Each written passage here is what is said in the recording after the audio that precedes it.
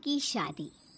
सिर्फ 30 साल की थी नीलम जब एक कार हादसे में उसके पति की मौत हो गई। उसकी गोद में था उसका 4 साल का बेटा और ढेर सारी जिम्मेदारियां।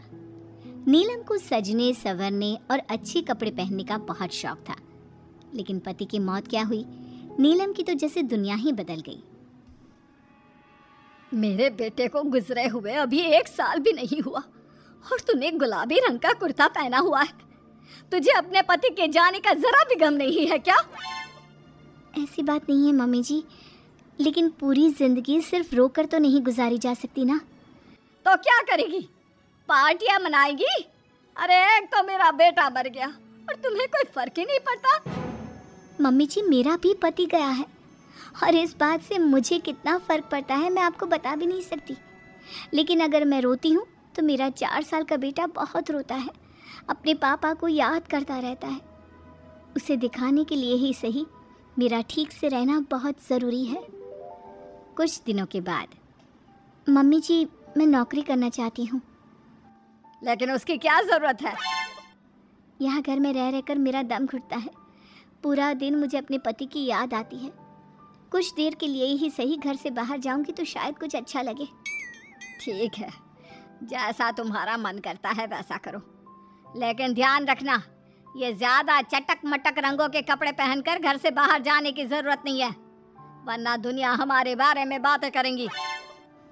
अपनी सास की बात मानकर नीलम सफ़ेद रंग के कपड़े पहनकर ऑफिस जाना शुरू कर देती है। ऑफिस में नीलम की एक सहेली बनती है, दिव्या। नीलम, तुम हमेशा ये सफ़ेद कपड़े पहनकर क्यों आती हो? दिखने में इतनी सुंदर हो, जॉब करती हो, तुम्हें अच्छे से रहना चाहिए। तुम्हें तो पता ही है, 1 साल पहले मेरे पति की मौत हो गई और इसीलिए मेरे ससुराल वालों ने कहा है कि मुझे सिर्फ सफ़ेद कपड़े ही पहनने चाहिए, वरना लोग मुझे गलत समझेंगे। लोगों के हिसाब से तो अपनी ज़िंदगी जीना ही गलत है, लेकिन तुम कब तक ऐसे रहोगी? जो हो गया उसे भूल जाओ।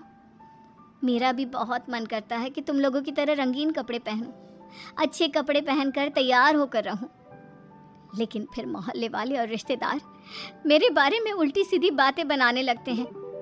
देखो, तुम जॉब करती हो, तुम्हें लोगों की बातों की परवाह नहीं करनी चाहिए। अगले दिन नीलम जाने के लिए तैयार होती है और रंगीन कपड़े पहन लेती है। ये देखकर नीलम की सास को गुस्सा आ जाता है। देखो बहू, तुम्हें समझाया था ना, अब तुम विधवा हो, तुम्हें ऐसे रंगीन कपड़े नहीं पहनने चाहिए। मम्मी जी, अगर मेरे पति की मौत हो गई तो इसमें मेरी क्या गलती? और सफ़ेद कपड़े पहनने से आखिर क्या हो जाएगा? क्यों नहीं पहन सकती मैं रंगीन कपड़े? क्योंकि सफ़ेद रंग विधवाओं के लिए बना है और तुम्हें रंगीन कपड़े पहनने का अब कोई हक नहीं है। तभी वहाँ पर नीलम की सहेली दिव्या आ जाती है। वो नीलम की सास की सारी बातें सुन लेती है। आंटी जी, विधवा होने का मतलब ये तो नहीं कि इंसान अपनी ज़िंदगी जीना छोड़ दे और रंगीन कपड़े पहन लेने से क्या हो जाएगा? एक विधवा लड़की बाकी के सारे काम तो करती है ना, खाना खाती है, घर के काम करती है, फिर रंगीन कपड़े क्यों नहीं पहन सकती? वो इसलिए ताकि विधवा होने के बाद किसी दूसरे आदमी की नज़र में ना आए। अरे रंगीन कपड़े पहनेगी तो सुंदर लगेगी, फिर कल को आकर कहेगी मुझे दूसरी शादी करनी है, तब हम क्या करेंगे? हाँ तो ठीक है ना, इसमें गलत क्या है? एक विधवा को अपनी जिंदगी जीने का पूरा अधिकार होता है, नीलम को भी है। चलो नीलम, तुम यही कपड़े पहनकर मेरे साथ चलो। नीलम रंगीन कपड़े पहनकर अपनी सहेली दिव्या के साथ ऑफिस चली जाती है। कुछ इसी तरह दिन बीतने लगते हैं, लेकिन अब पति के जाने के बाद नीलम बहुत उदास रहने लगी थी। क्या बात है, तुम इतनी उदास क्यों रहती हो? देखो, नए दोस्त बनाने चाहिए, लोगों से बात करनी चाहिए।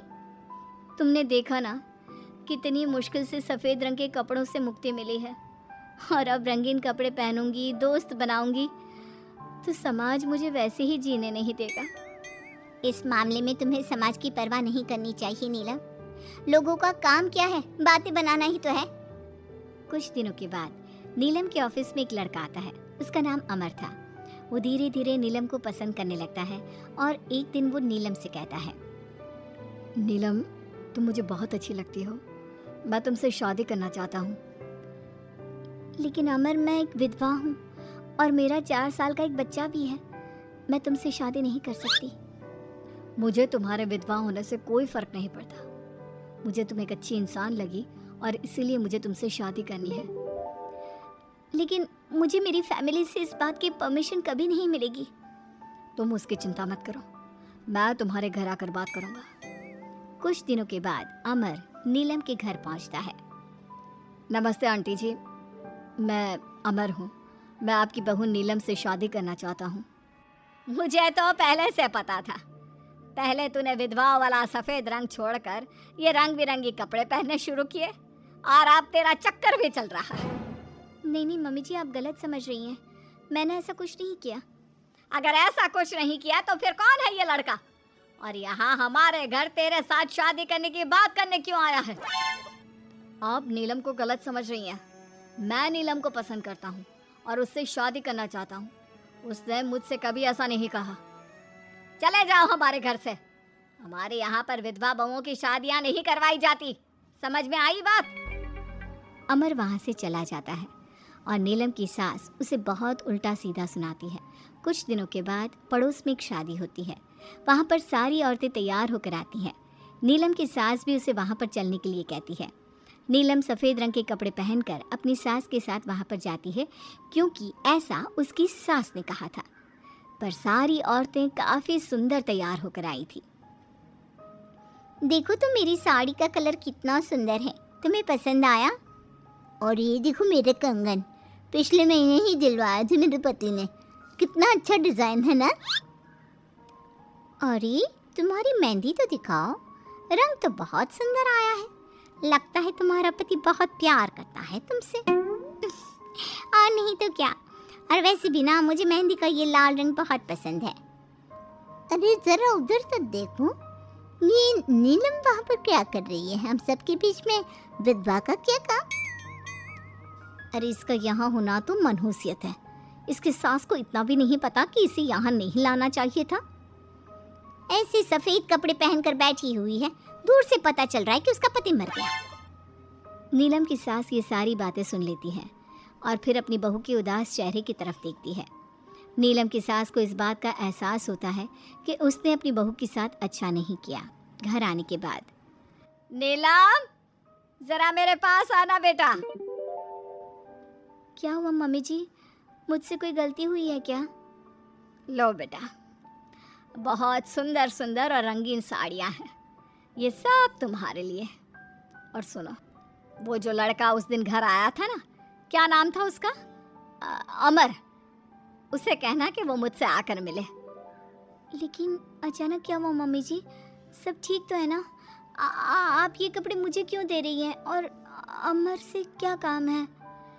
बेटा, मेरे बेटे की मौत के बाद भी तुम मेरा इतना ख्याल रखती हो, नौकरी करती हो, पैसे कमाती हो। आज जब उस शादी में मैंने दूसरे लोगों की बातें सुनी, तब मुझे इस बात का एहसास हुआ कि विधवा होने के बाद भी तुम्हें जीने का अधिकार है। मम्मी जी, मैं कुछ समझी नहीं। देखो बेटा, जो चला गया वो चला गया, लेकिन आज के बाद तुम रंगीन कपड़े पहनोगी, खुश होकर रहोगी।